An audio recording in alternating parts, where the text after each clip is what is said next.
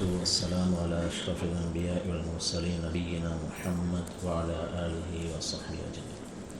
ஒவ்வொரு திங்கட்கிழமையும் இஷாவுடைய தொழுகையை தொடர்ந்து இடம்பெற்று வரக்கூடிய மறுமை நாளுடைய சிறிய அடையாளங்கள் என்ற அந்த பாடத்துடைய தொடரிலே இன்றைய தினம் நாம் பார்க்க இருக்கின்ற அடையாளத்துடைய இலக்கம் 24வது சிறிய அடையாளத்தை பார்க்கிறோம். ரசூல் ஸல்லல்லாஹு அலைஹி வஸல்லம் அவர்கள் இசைக்கருவிகள் தோன்றுவது மேலும் அது அனுமதிக்கப்பட்டதாக கருதுவது மறுமை நாளுடைய அடையாளத்தில் என்றும் உள்ளது என்று ஸல்லல்லாஹு அலைஹி வஸல்லம் குறிப்பிட்டிருக்கிறார். இந்த அடையாளம் மறுமை நாளுடைய சிறிய அடையாளங்களிலே மிக அதிகமாக பறந்து காணப்படக்கூடிய அடையாளத்தில் என்றும் உள்ள ஒன்றாக இருக்கின்றது. இதற்கு பல வகையான பெயர்கள் சூட்டப்பட்டுள்ளன. இன்று இது ஒரு கலை என்றும் இது புதிதாக கண்டுபிடிக்கப்பட்ட ஒன்று என்றும் பல வகையான இது போன்ற பெயர்கள் சூட்டப்பட்டுள்ளன. இந்த அடையாளம் மிக கடுமையாக பறந்து காணப்படுவதன் காரணத்தினால்தான் இசைக்கென்று சொல்லி குறிப்பாக பிரத்யேகமான சில வானொலிகள் கூட உருவாக்கப்பட்டுள்ளன. மேலும் சில சேனல்கள் இசைகளை பரப்பக்கூடிய நிலையில் இருக்கின்றன.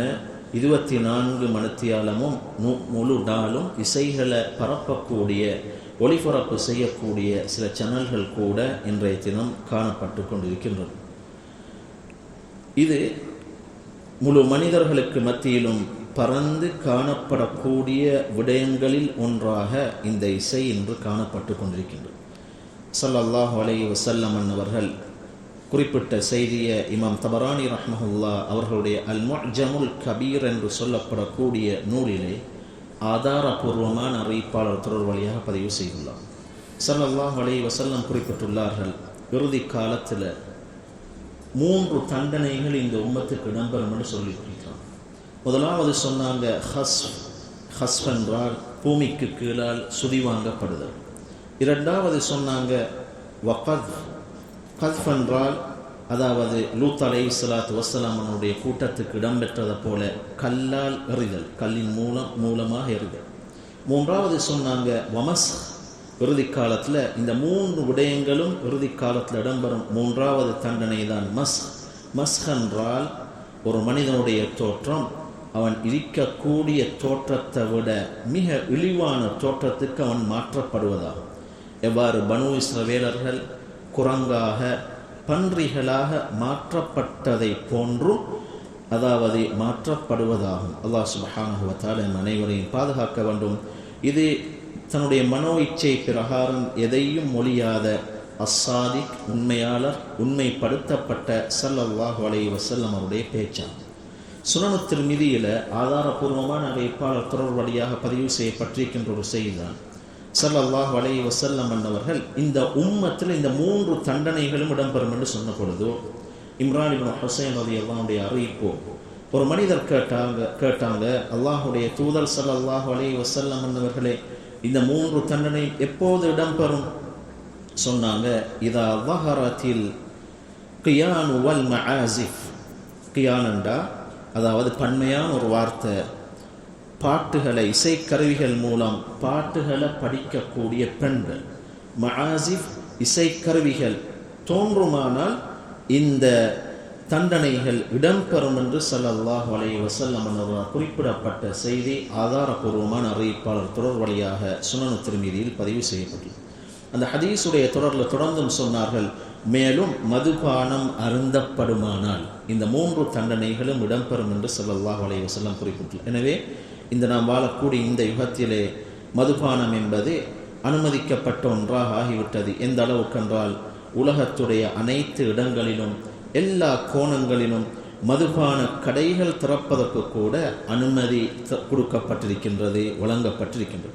எனவே மதுபானத்துக்கு சாராயம் என்று பியர் அன்று இல்லாமல் வேறு பெயர்கள் கூட சூட்டப்பட்டு இன்று அதற்கு சூட்டப்பட்டிருப்பதை கூட எங்களால் அவதானிக்கக்கூடியதாக இருக்கின்றது. ரசூல் ஸல்லல்லாஹு அலைஹி வஸல்லம் அவருடைய செய்தி அபு மாலிக் அஷ்அரி ரலியல்லாஹு அன்ஹுடைய அறிவிப்பு ஸல்லல்லாஹு அலைஹி வஸல்லம் குறிப்பிட்டுள்ளார்கள், லயகூனன்ன மின் உம்மதி அக்வாமுன் யஸ்தஹில்லூனல் ஹிர வல் ஹரீர வல் ஹம்ர வல் மஆசிஃப். புகாரியுடைய அறிவிப்பு.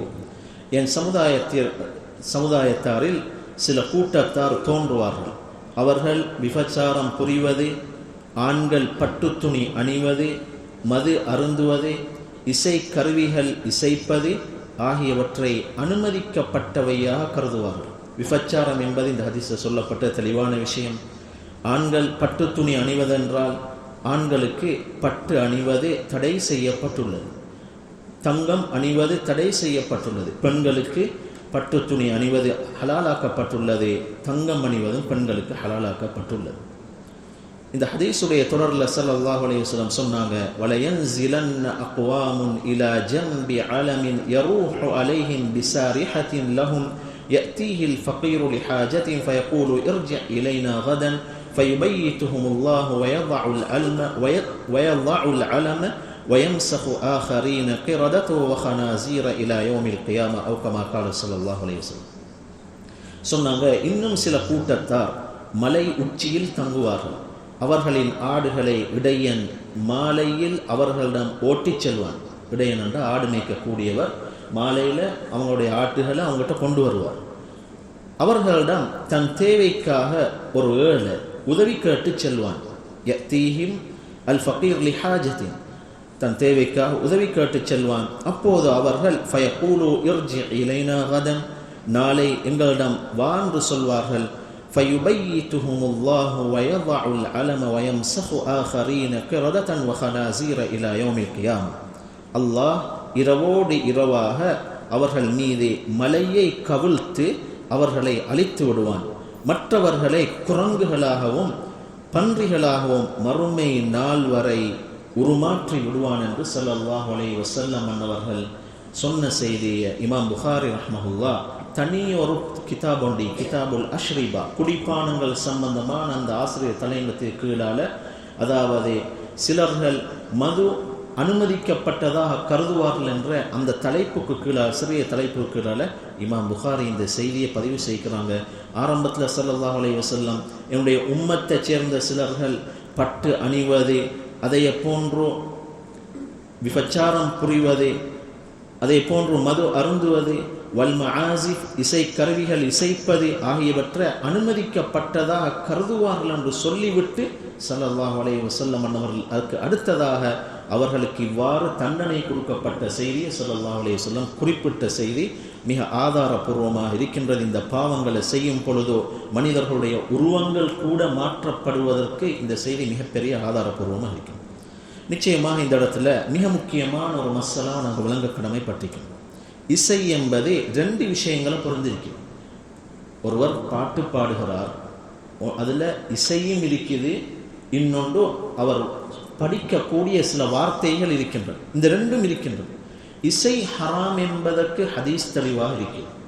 படிக்கக்கூடிய அந்த வார்த்தைகள் அது ஹலாலா ஹராமா என்றால் அவரால் மொழியப்படக்கூடிய அந்த சொற்கள் நல்லவையாக இருக்குமாக இருந்தால், நல்ல வார்த்தை பிரயோகமாக இருக்குமாக இருந்தால், இந்த பிரபஞ்சத்துடைய அழக வர்ணிப்பதை போல, மேலும் அல்லாஹுடைய படைப்பினங்களை அழக வர்ணித்து படிக்கிறார். மேலும் அவரால் படிக்கப்படக்கூடிய அந்த பயன்படுத்தப்படக்கூடிய அந்த வார்த்தை பிரயோகங்கள் நற்குணத்தின்பால் தூண்டக்கூடியதாக, நற்குணத்தின்பால் மக்களை ஆர்வமூட்டக்கூடியதாக இருக்குமாக இருந்தால் அவரால் படிக்கப்படக்கூடிய அந்த வார்த்தை பிரயோகங்கள் ஆகுமானதாகும். இதற்கு நேர்மாற்றமாக அவரால் படிக்கப்படக்கூடிய அந்த வார்த்தை பிரயோகங்கள் அது பெண்களுடைய ஃபித்னாக்களுக்குள் வலைகளுக்குள் மாட்ட வைக்கக்கூடியதாக இருக்குமாக இருந்தால் இது தடை செய்யப்பட்டது என்று மார்க்கறிஞர்கள் குறிப்பிட்டுள்ளார்கள். அல்லாஹ் சுப்ஹானஹு வ தஆலா குர்ஆன்ல சூரா லுக்மான்ல وَمِنَ النَّاسِ مَن يَشْتَرِي لَهْوَ الْحَدِيثِ لِيُضِلَّ عَنْ سَبِيلِ اللَّهِ بِغَيْرِ عِلْمٍ وَيَتَّخِذَهَا هُزُوًا أُولَئِكَ لَهُمْ عَذَابٌ مُهِينٌ. மனிதர்கள் சிலர் அறிவின்றி அல்லாஹுடைய பாதையை விட்டும் மனிதர்களை வழிகடச் செய்வதற்காக வீணான செய்திகளை விலைக்கு வாங்குபவர்களும் இருக்கின்றனர். இன்னும் இறைவசனங்களாகிய அதனை பரிகாசமாகவும் எடுத்துக்கொள்கிறார்கள். இத்தகையோர் அவர்களுக்கு இழிவு தரும் வேதனை உண்டு என்று ரப்புல் இஸ்ஸத் அல்லாஹ் சுப்ஹானஹு வ தஆலா இந்த குர்ஆனுடைய வசனத்தில் குறிப்பிட்டிருக்கிறான். இந்த வசனத்தில் அல்லாஹ் பயன்படுத்தியிருக்கின்ற ஒரு வார்த்தை தான் லஹுவல் ஹதீஸ் என்ற வார்த்தையை உபயோகித்திருக்கிறார். லஹுவல் ஹதீஸை கொண்டு என்ன நாடப்படுகிறது என்று மிக பிரசித்தி பெற்ற அதாவது தஃப்சீருடைய அறிஞர்கள் ரயீசுல் முஃபஸ்ஸிரீன் அல்லாமா இப்னு அப்பாஸ் ரலியல்லாஹு அன்ஹுமா, அதே போன்று இப்னு மஸ்ஊத் ரலியல்லாஹு அன்ஹு ஆகிய இருவரும் குறிப்பிட்டுள்ளார்கள். இதை கொண்டு நாடப்படக்கூடியது இசைத்தான் என்று குறிப்பிட்டுள்ளார்கள்.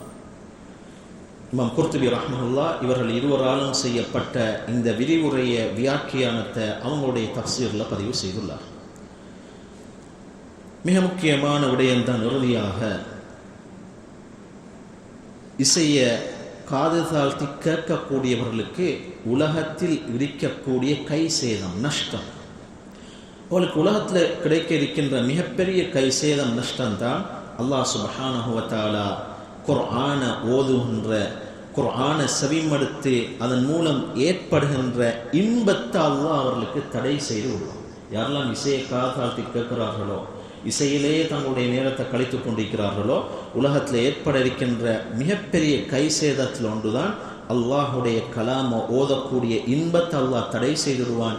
அவ்வாறு ஓதப்பட்டாலும் அதை காது தாழ்த்தி கேட்கின்ற அந்த இன்பத்தையும் அல்லாஹ் சுப்ஹானஹு தடை செய்து விடுவான். ஏனென்றால் ஒரு மனிதனுடைய உள்ளத்தில் ரஹ்மானுடைய குர்ஆனும் ஷைத்தானுடைய குர்ஆனும் ஒன்று சேர முடியாது. இசைக்கு அல்லாமா ஹாஃபிஸ் இப்னுல் கய்யிம் அல் ஜௌஸியா ரஹ்மஹுல்லாஹ் ஷைத்தானுடைய குர்ஆன் என்பதாக அவங்க பெயர் சூட்டியுள்ளார்கள். அல்லாஹ் சுப்ஹானஹு வ தஆலா குர்ஆனில் குறிப்பிட்டுள்ளான், அஃபமின் ஹாதல் ஹதீஸி தஅஜபூன், இச்செய்தி குறித்து நீங்கள் வியப்படைகிறீர்களா, வதத்ஹகூன வலா தப்கூன் வஅன்தும் சாமிதூன், இதனை பொருட்படுத்தாது நீங்கள் சிரிக்கிறீர்கள், நீங்கள் அழாமலும் இருக்கிறீர்கள். அல்லாஹ் கேட்கிறான், வஅன்தும் சாமிதூன், இதனை பற்றி நீங்கள் அலட்சியமாகவும் இருக்கிறீர்கள். எதை பற்றி?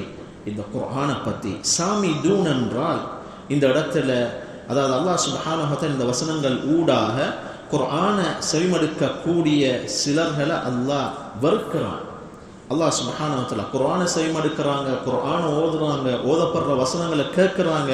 ஆனால் அவங்க ஓதும் பொழுதோ, குர்ஆன் மூலமாக அந்த வார்த்தைகளை செவிமடுக்கும் பொழுதோ அவங்களுக்கு அழுகை வருவதில்லை. அவங்களுக்கு அந்த குர்ஆன் அவங்களுடைய வாழ்க்கையில் அவங்களுடைய உள்ளத்தில் எந்த விதமான தாக்கத்தையும் செலுத்துவதில்லை. என்ன காரணம்? அல்லாஹ் சொல்றான், வஅன்தும் சாமிதூன், நீங்கள் அலட்சியமாக இருக்கிறீர்கள். சாமிதூன் என்றா என்ன? இந்த இடத்துல சுமூத் என்றா இசை. அல்லாமா இப்னு அப்பாஸ் ரலியல்லாஹு அன்ஹுமா அவங்களுடைய வியாக்கியானம் விரிவுரை இருக்குது. அஸ்ஸுமூத் அல் கீனா, அதாவது அரபு கோத்திரத்தில் மிகப்பெரிய ஒரு கோத்திரம் தான் ஹிம்யர் கோத்திரம். மிக பழமை வாய்ந்த கோத்திரம் ஹிம்யர் கோத்திரம். இவங்க ரெண்டு விஷயம். ஒன்று, மிக பழமை வாய்ந்த கோத்திரம். ரெண்டாவது, அரபு கோத்திரங்கள்லேயே அரபு தீபகற்பத்தில் வாழ்ந்த மிக பெரிய கோத்திரங்கள் உண்டு. கிட்டத்தட்ட அரபு கோத்திரங்களில் 10 கோத்திரங்கள் இவங்களோட பேசி ஜாயின் ஆகிறாங்க, சேர்றாங்க. இவ்வளோ பெரிய கோத்திரம். கிட்டத்தட்ட 110 வருடங்களுக்கு மேலால் பழமை வாய்ந்த கோத்திரம் தான் ஹிம்யர் கோத்திரம். இவங்க அரபு நாடுகளில், யமனில், சவுதியில், அதே போன்று ஈராக்கில், சிரியாவில், அதே போன்று இது போன்ற இடங்களில் இவங்க என்ன செய்கிறாங்க, இந்த கோத்திரத்தினர்கள் துபாயில் இது போன்ற இடங்களில் இவங்க வாழ்ந்து கொண்டிருக்கிறாங்க. இவங்க இந்த கோத்திரத்தினர்கள் இசைக்கு அரபுல சூட்டிய ஒரு பேர் தான் அஸ்ஸுமூத். அல்லாஹ் தான் குர்ஆனில் அந்த வார்த்தை தான் குர்ஆனில் யூஸ் பண்ணிக்கிறாங்க. வஅன்தும் சாமிதூன். அவங்க சொல்லுவாங்க, ஹையா பினா நஸ்முத், எங்களுக்கு நீங்கள் வாங்க, நாங்கள் பாட்டு படிப்போம் என்று கூப்பிடுவோம். இரண்டாவது, இந்த இசையை கேட்கக்கூடியவர்களுக்கு கிடைக்கக்கூடிய கை சேதம் தான், அதாவது இமாம் திர்மிதி ரஹ்மஹுல்லாஹ் ஆதாரபூர்வமான அறிவிப்பாளர் தொடர் வழியாக அவங்களுடைய சுனனில் பதிவு செய்கிறாங்க. நான் ஆரம்பத்தில் இந்த செய்தியை சொன்னேன். இந்த உம்மத்தில் அதாவது பூமிக்களால் சுதிவாங்கப்படுவாங்க, அதே போன்று உருமாற்றப்படுவாங்க. லூத் அலைஹிஸ்ஸலாத்து வஸ்ஸலாமுடைய கூட்டத்துக்கு இடம்பெற்ற தண்டனையை போன்று கல்லால் எறிந்து கொலை செய்யப்படுவாங்க. இது எப்போ? அதாவது இசை கருவிகளும் இசை பாடக்கூடிய அந்த பாடகிகளும் தோன்றும் பொழுதும், மேலும் மதுபானங்கள் அருந்தப்படும் பொழுதும் என்று ஸல்லல்லாஹு அலைஹி வஸல்லம் சொன்னார். இப்னு மஸ்ஊத் ரலியல்லாஹு அன்ஹு அவங்க குறிப்பிட்டிருக்கிறாங்க, இசை என்பது யும்பித்துன் நிஃபாக ஃபில் கல்ப். இசை, ஒரு மனிதர் இசை கேட்கிறாரா, பாட்டு கேட்கிறாரா, அந்த இசை அவருடைய உள்ளத்தில் நயவஞ்சகத்தனத்தை முளைக்க செய்யும், உண்டாக்கும். எவ்வாறு ஒரு மனிதர் விவசாய அதாவது பயிர்களுக்கு நீரை ஊற்றுவதன் மூலம் அந்த பயிர் முளைப்பதை போல, உருவாகுவதை போல, வளர்வதை போல இசை உள்ளங்கள்ல நயவஞ்சகத்தனத்தை உண்டு பண்ணும் என்று இப்னு மஸ்ஊத் ரலியல்லாஹு அன்ஹு குறிப்பிட்டிருக்கிறார். அல்லாம இப்னு அப்பாஸ் ரலியல்லாஹு அன்ஹு அவர்களிடத்துல ஒரு மஸ்அலா கேட்கப்பட்டது. ஒரு நாள் தோணும் இசை சம்பந்தமான தீர்ப்பு என்று கேட்கப்பட்டுச்சு. அவங்க கேட்டவரை பார்த்து சொன்னாங்க, மர்ம நாளில் ஹக்கும் கொண்டு வரப்படுகிறது, பாத்திலும் கொண்டு வரப்படுகிறது. அந்த நேரத்தில் இந்த இசை என்பது ஹக்கோடு சேர்ந்திருக்குமா அல்லது பாத்திலில் இருக்குமா என்று கேட்டாங்க. அந்த மனிதர் சொன்னார், பாத்திலில் தான் இந்த இசை இருக்கும் என்று சொன்னார். இப்னு அப்பாஸ் அடுத்த கேள்வி கேட்டாங்க அந்த மனிதரை பார்த்து, பாத்தில் சொர்க்கத்தில் இருக்குமா நரகத்தில் இருக்குமான்னு கேட்டாங்க. அந்த மனிதர் சொன்னார், பாத்தில் நரகத்தில் இருக்குமான்னு சொன்னார். இப்னு அப்பாஸ் ரலியல்லாஹு அன்ஹு அந்த மனிதரை பார்த்து சொன்னாங்க, இத்ஹப் ஃபகத் அஃப்தைத நஃப்ஸக், நீங்கள் இங்கேருந்து சென்றுடுங்க, நீங்களே உங்களுக்கு மார்க்க தீர்ப்பை கொடுத்துட்டீங்க என்று இப்னு அப்பாஸ் ரலியல்லாஹு அன்ஹு அவங்க அந்த மனிதரை பார்த்து குறிப்பிட்டாங்க. இசை கேட்கக்கூடியவர்களுக்கு நாளை மறுமை நாளில் ஏற்பட இருக்கின்ற மிகப்பெரிய ஒரு தண்டனை தான், கைசேதம் தான். அப்துல்லாஹ் இப்னு முபாரக் ரஹ்மத்துல்லாஹி அறிவிப்பு செய்கிறாங்க, அனஸ் ரலியல்லாஹு அன்ஹு வாயிலாக ஸல்லல்லாஹு அலைஹி வஸல்லம் குறிப்பிட்டுள்ளாங்க, யார் ஒரு பாட்டை பாடக்கூடிய பாடகிக்கு அருகாமையில் இருந்து இசையை செவிமடுப்பாரோ அவருடைய காதில் நாளை மறுமை நாளில் அல்லாஹ் சுப்ஹானஹு வ தஆலா ஈயத்தை காய்த்து ஊற்றுவான் என்பதாக ரசூல் ஸல்லல்லாஹு அலைஹி வஸல்லம் குறிப்பிட்ட இந்த செய்தி அல்லாம இப்னு அஸாக்கிர் ரஹ்மத்துல்லாஹ் அவங்களுடைய மிக பிரசித்தி பெற்ற நூல், மிகப்பெரிய நூலாகிய தாரீஹு மதீனத்தி திமிஷ்க் என்ற அந்த நூலிலே பதிவு செய்கிறாங்க. இந்த ஹதீஸில் சில கருத்து வேறுபாடுகள் இருக்கின்றன. இமாம் இந்த ஹதீஸ் ஆதாரபூர்வமானதா இல்லையா என்ற விஷயத்தில் கருத்து வேறுபாடுகள் மார்க்கறிஞர்கள் மத்தியில் காணப்பட்டாலும் அல்லாம ஹாஃபிஸ் இப்னு கையிம் அல் ஜௌஸிய்யா ரஹ்மத்துல்லாஹ் இந்த ஹதீஸை, அதாவது இசை கேட்கக்கூடியவர்களுக்கு மிக கடுமையாக வந்திருக்கக்கூடிய எச்சரிக்கை இந்த ஹதீஸ் இருக்குது என்ற விடயத்தையும் அவங்க சுட்டி காட்டியிருக்கிறான். எனவே ஒரு மனிதன் குர்ஆனுடன் அவன் வாழ்கிறான், குர்ஆனை ஓதி அதன் மூலம் இன்பம் அடைகின்றான், குர்ஆனை அழக பார்க்கின்றான், உள்ளத்தால் குர்ஆனுடன் வாழ்கின்றான், குர்ஆனை ஓதுறான், குர்ஆனுடைய கருத்துக்களை சிந்திக்கிறான், குர்ஆனில் சொல்லப்பட்டதை கொண்டு அமல் செய்கிறான், குர்ஆனிலே அவனுடைய நோய்க்கான ஷிஃபாவை குர்ஆனில் சொல்லப்பட்ட அந்த ஷிஃபாவுடைய வசனங்கள் மூலம் அவன் வேண்டுகின்றான். அதாவது தீர்ப்பு வேண்டும் பொழுதோ குர்ஆனின் பக்கம் அவன் தீர்ப்பை வேண்டான். யார் ஒருவர் அவர் இசை கேட்பதில் மூழ்கி இருப்பாரோ அல்லாஹ் சுப்ஹானஹு வ தஆலா அவருடைய உள்ளத்திலிருந்து திக்ருடைய இன்பத்தை அல்லாஹ் கலட்டிடுவான், குர்ஆனுடைய இன்பத்தை அல்லாஹ் கலட்டிடுவான். குர்ஆனை ஓதுவதை கேட்பது கஷ்டமாக இருக்கும், குர்ஆனை ஓதுவது கஷ்டமாக இருக்கும். அல்லாஹ் சுப்ஹானஹு வ தஆலா இந்த கூட்டத்தை விட்டு எங்கள் அனைவரையும் பாதுகாக்க வேண்டும். யாருக்காவது சந்தோஷம் வேண்டுமா, லைஃப்பில் ஹாப்பினஸ் வேண்டுமா, அவங்களுக்கு அல்லாஹ் இந்த வசனத்தில் சந்தோஷம் எங்கே இருக்குதுன்றதை கூட அல்லாஹ் சொல்லிக்கிறான். அல்லதீன ஆமனு வ தத்மஇன்னு குலூபுஹும் பிதிக்ரில்லாஹ் அலா பிதிக்ரில்லாஹி தத்மஇன்னுல் குலூப், அல்லாஹுடைய திக்ரை கொண்டு மட்டும்தான் உள்ளங்கள் அமைதி பெறுகின்றன என்று ரப்புல் இஸ்ஸத் அல்லாஹ் சுப்ஹானஹு வ தஆலா குறிப்பிட்டுள்ளான். எனவே எந்த அளவுக்கு நாம் குர்ஆனை ஓதுவோமோ அந்த அளவுக்கு சந்தோஷம் எங்களுடைய உள்ளத்தில் உண்டாகும், எங்களுடைய லைஃப்பிலும் உண்டாகும். குர்ஆனை எந்த அளவு ஓதுகின்ற அளவுக்கு தான் வாழ்க்கையில் சந்தோஷம் உண்டாகும். எனவே அல்லாஹ் சுப்ஹானஹு வ தஆலா என்னையும் உங்களையும் குர்ஆனுடன் வாழ்ந்து குர்ஆனை அதிகமாக ஓதி அதன் மூலம் சந்தோஷம் பெறக்கூடிய அந்த கூட்டத்திலே ரப்புல் இஸ்ஸத் அல்லாஹ் சுப்ஹானஹு வ தஆலா எங்கள் அனைவரையும் ஆக்கியருள்வானாக. எவ்வாறு இந்த இடத்துல என்னையும் உங்களையும் ஒன்று சேர்த்தானோ நாளை மறுமை நாளில் சையீது வலதி ஆதம் அல் ஹபீப் அல் முஸ்தஃபா ஸல்லல்லாஹு அலைஹி வஸல்லம் அவர்களுடன் அல் ஃபிர்தௌஸுல் அலா என்று சொல்லப்படக்கூடிய உயர்ந்த சுவனபதியிலே ஒன்று சேர்ப்பானா என்று கூறி முடித்துக் கொள்கின்றேன். வஸ்ஸலாமு அலைக்கும் வரஹ்மத்துல்லாஹி வபரகாத்துஹு. சுப்ஹானல்லாஹி வ பிஹம்திஹி அஷ்ஹது அன் லா இலாஹா இல்லா அன்த அஸ்தக்ஃபிருக வ அத்தூபு இலைக். ஸல்லல்லாஹு அலா முஹம்மத் ஸல்லல்லாஹு அலைஹி வஸல்லம் ஸல்லல்லாஹு